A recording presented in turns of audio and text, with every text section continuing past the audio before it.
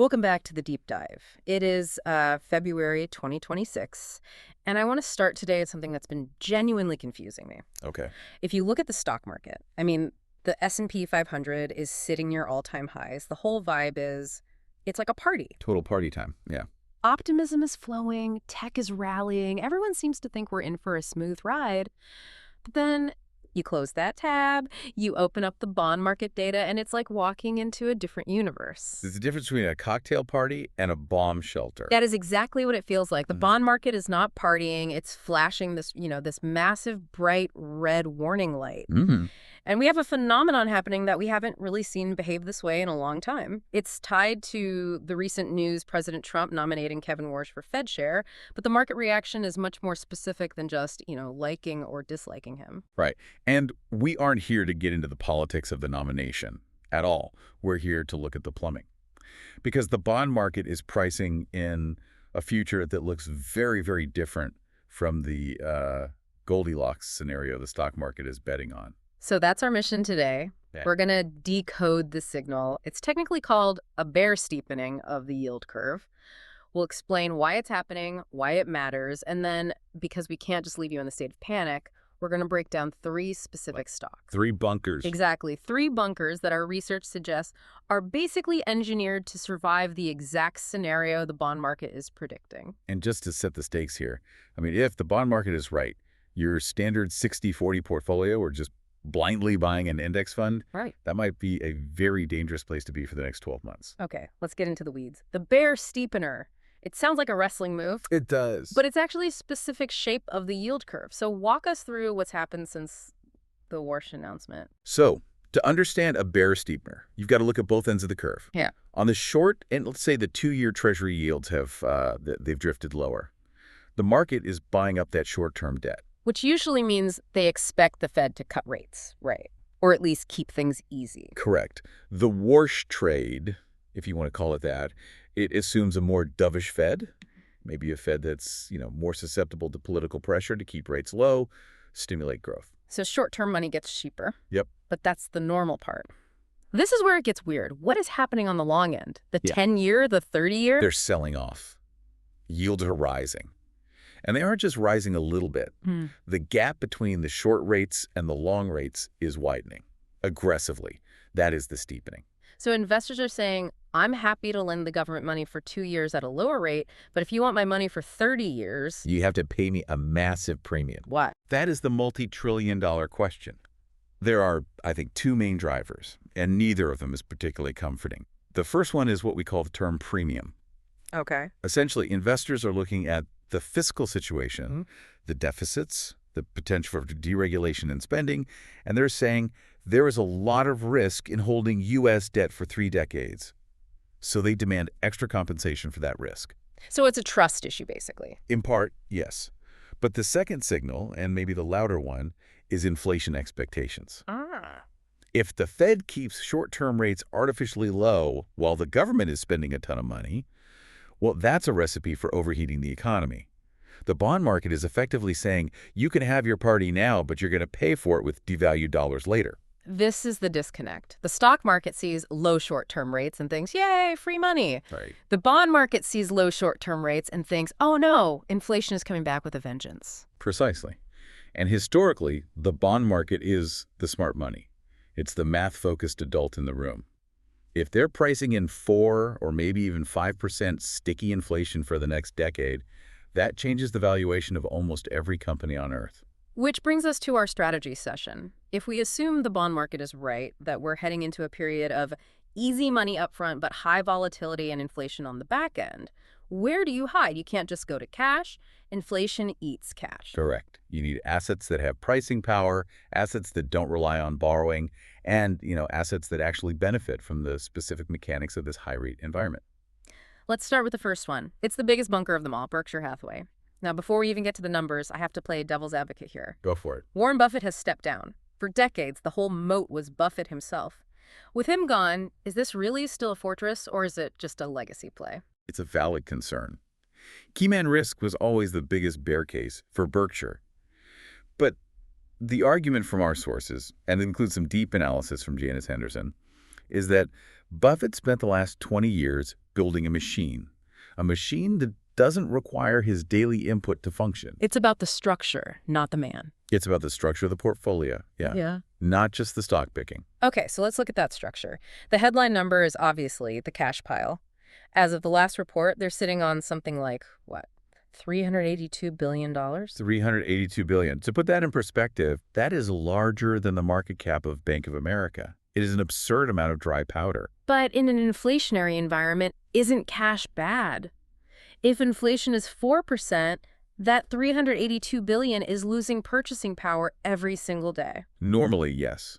But this is where the bear steepener environment gets really interesting for them. Berkshire doesn't keep that cash in a checking account. Right. They hold it mostly in short-term U.S. Treasuries. So even though short rates have dipped a bit, they're still earning a very healthy risk-free yield. So they're earning, what, 4 or 5% on $382 billion? Exactly. They're generating roughly $15 to $18 billion a year in income just by waking up in the morning. That covers a lot of inflation. But the real value of the cash isn't the yield. It's the optionality. The Janus Henderson report mentioned volatility.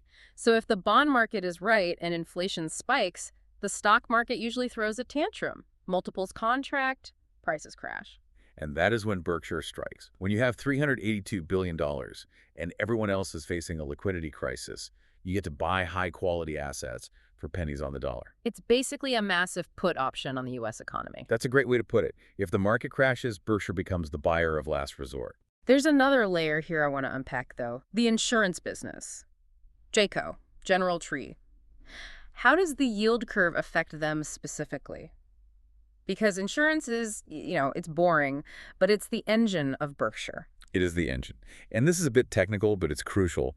Insurance companies operate on float. Okay. They take your premium today, and they might pay out a claim in 2 years, 5 years. In the meantime, they invest that money. And regulators generally require them to invest in safe, longer-dated bonds. So if long-term rates are rising, that's the steepening part, then the new money Geico is investing is locking in much higher returns. You nailed it. A steep yield curve is nirvana for insurance companies. They're getting higher yields on their float investments without taking on extra risk. Wow. So you have a company earning massive interest on short-term cash, positioned to buy the dip as stocks crash, and seeing its core insurance profitability rise with long-term rates. It is perfectly hedged. It really is a fortress. It is. Okay, let's pivot to our second bunker. And this one. This one feels risky to me at first glance. We're going to biotech. Vertex Pharmaceuticals. I know what you're thinking. High rates kill biotech. Well, yeah, that's the textbook rule. Biotech companies are usually burning cash. Their profits are 10 years in the future. So if you raise the discount rate, which is what happens when long-term bond yields go up, the value of those future profits should plummet. Why is Vertex immune to that math? Because Vertex isn't a promise company anymore. It's a cash flow machine. Most biotechs, you're right, they're surviving on bank loans and share dilution. Vertex, as of September 2025, had about $12 billion in cash and no net debt. So they don't need to borrow money at these higher rates. They are completely decoupled from the credit cycle. They could not care less what the 10-year Treasury yield is because they fund their own research. But the bunker status goes deeper than just the balance sheet. It's about the product. Cystic fibrosis. Right. Vertex has a virtual monopoly on the treatment of cystic fibrosis. I mean, a real monopoly. They have the only approved therapies that treat the underlying cause of the disease. And this is where we get into inelastic demand. If inflation goes up, I might not buy a new iPhone. I might cancel Netflix. But if I have CF, I am not canceling my Vertex prescription. Never. But I want to push on that growth angle you mentioned. A bunker is nice, but investors want upside. And the sources highlight a specific catalyst for Vertex that has nothing to do with the economy, a drug called povetacicept. Povetacicept. I practiced saying that before we started. This is for a kidney disease, right? IgA nephropathy. It's a serious autoimmune disease that attacks the kidneys. Right now, treatments are pretty limited. Vertex is aiming for accelerated approval in the first half of 2026. So we have a binary event coming up. If the FDA approves this, the stock likely jumps, regardless of what Kevin Warsh does with interest rates. That's the definition of an uncorrelated asset. But let's look at the risk, because we should be skeptical. What if the FDA says no? Or what if the government starts cracking down on drug prices? That's a huge risk. High inflation usually makes voters angry, and angry voters love politicians who promise to slash drug prices. It is a real risk. However, Vertex's portfolio is in rare diseases. Historically, regulators and politicians are much more lenient on pricing for drugs that treat rare, life-threatening conditions where there are no alternatives. Compared to, say, insulin or heart medication. Exactly. The pricing power here is much, much stickier. So the thesis is cash rich, so they don't need debt. Monopoly product, so they don't lose customers in a recession.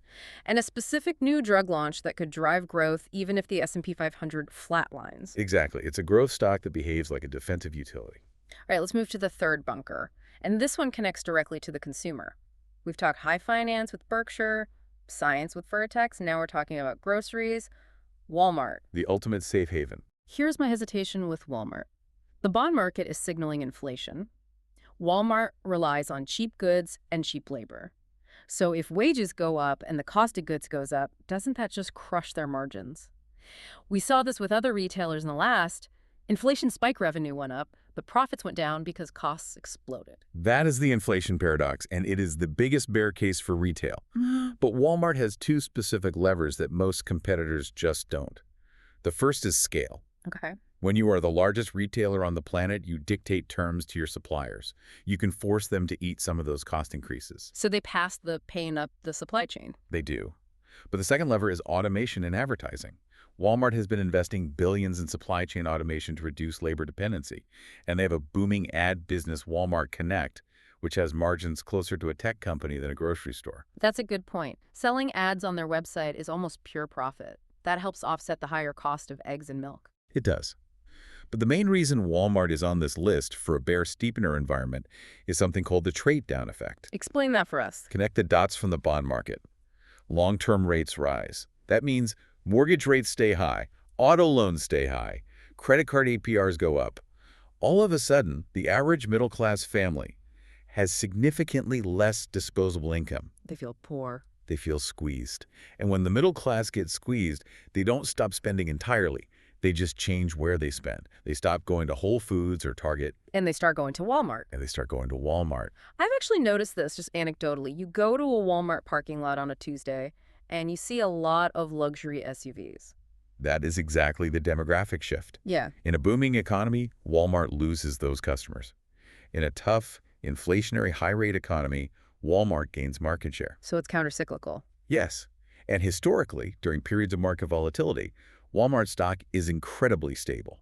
It's a place to park capital that won't just evaporate if the consumer taps out. So let's try to synthesize this. We're looking at a treasure map that the bond market has drawn for us.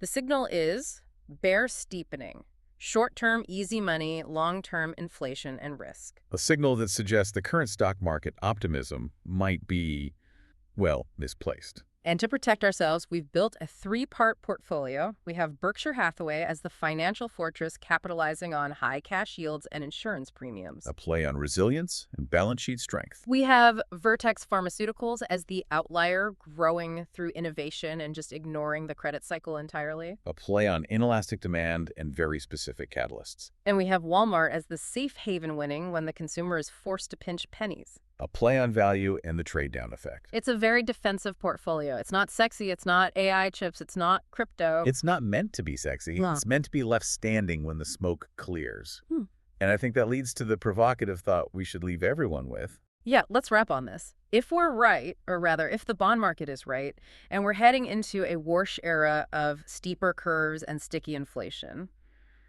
what does that say about the rest of the market? The S&P 500 is trading at a very high multiple right now. It is priced for perfection. It is priced for low inflation and steady growth. And the bond market is pricing in disorder. They can't both be right. No, they can't. One of these markets is lying. And history shows that the bond market usually figures out the truth first, while equity investors are often the last to leave the party.